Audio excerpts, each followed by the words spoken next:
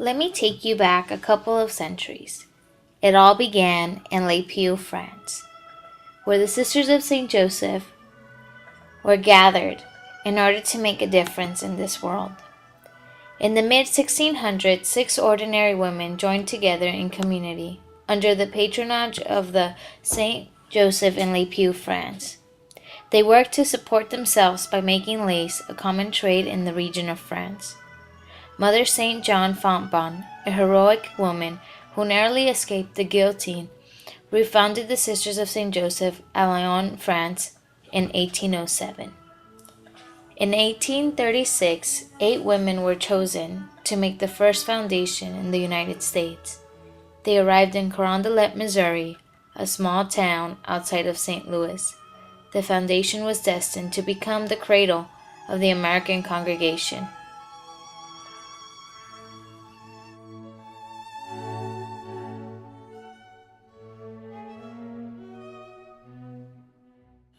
Once established, the sisters began to move westward. Our arrival in the West found the Sisters of St. Joseph traveling by train from St. Louis to San Francisco, by steamer from San Francisco to San Diego, and by covered wagon from San Diego to Tucson. A humble one-story of an adobe sun-baked brick house became the first house for the sisters, and its name was Mount St. Joseph, dignified the first dwelling. As the sisters worked side by side with others who felt called to the same spirit of service, they stretched the threads of interdependence and improved the status of women and children. They focused their ministries on empowering others to personal dignity and independence. Not long after the 1876 foundation, the sisters accepted an invitation to begin the new apostolate, the education of native tribes in the Southwest. Schools of children of the Papago and Pima tribes at San Xavier del Bac Mission were followed in quick succession by Fort Yuma Government School on the California Bank of Colorado, St. Anthony's in San Diego, St. Boniface in Banning, and St. John's in Comataqui, Arizona. By 1900, new opportunities presented themselves. Already established in Los Angeles, California, the congregation reopened the Western Province at St. Mary's Academy on Grant Street. In 1925, the sisters were formally received and welcomed as part of the Los Angeles Province. The coming together of the two groups expanded the vistas and administration to schools and hospitals in Idaho. Mount St. Mary's College was founded in this decade.